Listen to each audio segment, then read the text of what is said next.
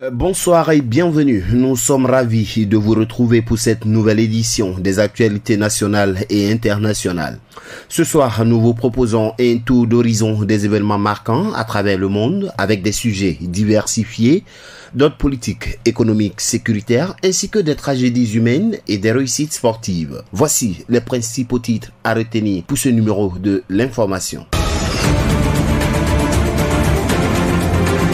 Actualité internationale, Donald Trump signe 78 décrets après son investiture. Internationale, l'ONU et l'Afrique unis contre le terrorisme. Économie, Davos, la chef de l'OMS reste prudente sur les sujets commerciaux de Trump. Société, Turquie, un incendie ravageur fait au moins 76 morts dans un hôtel de ski. Sécurité, Sahel, création d'une force conjointe de 5000 soldats. Ambassade, consulat mobile à Stuttgart pour la diaspora marocaine. Sport, boxe, Sandy Ungamba passe de la médaille olympique à la conquête du monde professionnel. Actualité internationale, Donald Trump signe 78 décrets quelques heures après son investiture. Le 20 janvier 2025, Donald Trump, nouvellement investi président des États-Unis, a signé 78 décrets visant à annuler les politiques de son prédécesseur Joe Biden. Il a retiré les États-Unis de l'accord de Paris sur le climat et rétabli une politique stricte d'immigration, y compris la suspension des visas pour certains pays. Trump a également gracié plus de 1500 personnes liées à l'assaut du Capitole et a promis les traditions chrétiennes dans les écoles. Il a officialisé le retour des 2 genres biologiques et prolongé l'interdiction de TikTok. Enfin, il a créé un département pour améliorer l'efficacité gouvernementale dirigé par Elon Musk. Dans un autre domaine, l'ONU et l'Afrique unissent leurs forces pour combattre une menace grandissante du terrorisme. Lors d'une réunion du Conseil de sécurité de l'ONU le 21 janvier 2025, l'Organisation des Nations Unies et l'Afrique ont lancé un appel à une mobilisation internationale face à l'escalade du terrorisme en Afrique. Amina J. Mohamed, vice-secrétaire générale de l'ONU, a souligné que l'Afrique subsaharienne représentait près de 59% des décès liés au terrorisme avec une situation alarmante au Sahel. Bankole Adeoye de l'Union africaine a rapporté plus de 14 000 morts en 2024. Le ministre algérien Mohamed Attaf a insisté sur la nécessité d'un effort collectif mondial. Les responsables ont mis en avant une stratégie combinée dirigée par l'Afrique et soutenue par la communauté internationale pour répondre à la menace terroriste tout en respectant les droits humains.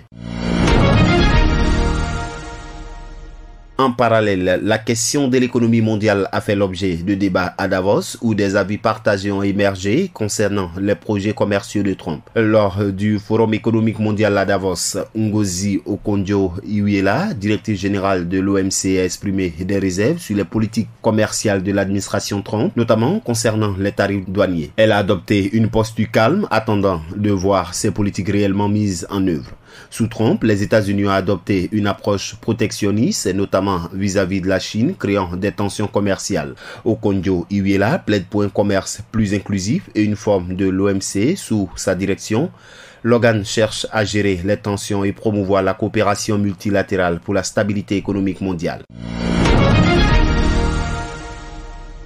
En attendant de voir les efforts des décisions économiques mondiales, une tragédie s'est déroulée en Turquie à travers un incendie ravageur qui a fait au moins 76 morts et 51 blessés dans un hôtel de ski. Un incendie dévastateur s'est déclaré dans la nuit du lundi 20 au mardi 21 janvier 2025 à 3h27 du matin à l'hôtel Grand Kartal dans la station de ski de Katalkaya au nord-ouest dans la province de Bolu en Turquie, environ 300 km à l'est d'Istanbul.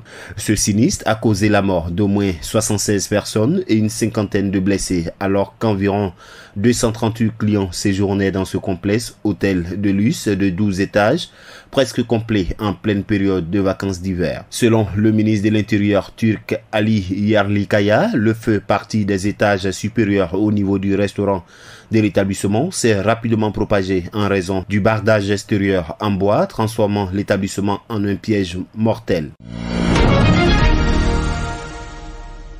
Face à des enjeux de sécurité dans la région du Sahel, l'AES renforce sa coopération militaire en créant une force conjointe de 5000 soldats.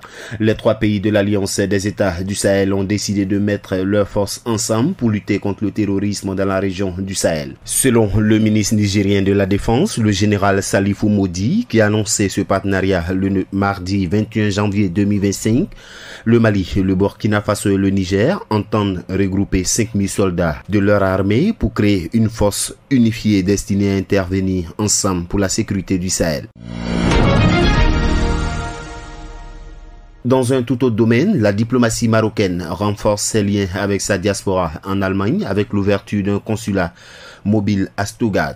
Les autorités diplomatiques du Royaume du Maroc organiseront le 15 février 2025 à Francfort un consulat mobile à Stuttgart destiné à la diaspora marocaine vivant dans le Land de Bade-Württemberg afin de rapprocher la communauté marocaine établie au sud de l'Allemagne de ses services consulaires et administratifs. Ce consulat permettra aux Marocains de l'Allemagne de bénéficier d'un ensemble de services consulaires tels que la délivrance de passeports, de cartes nationales d'identité et bien d'autres.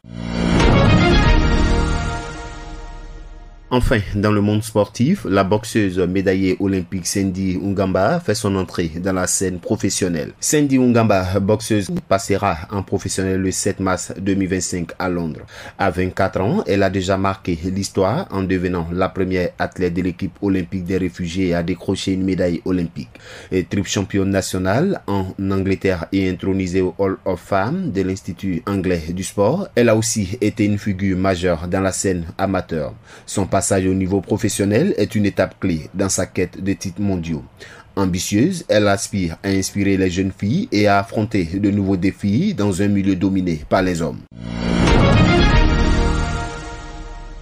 Et voilà, c'est la fin de l'édition de ce jour. Merci d'être resté avec nous pour cette revue de l'actualité. Nous vous donnons rendez-vous demain pour de nouveaux éclairages sur les événements qui façonnent le monde. Bonne soirée et à bientôt. Accra, Agence Presse Radio et Audio.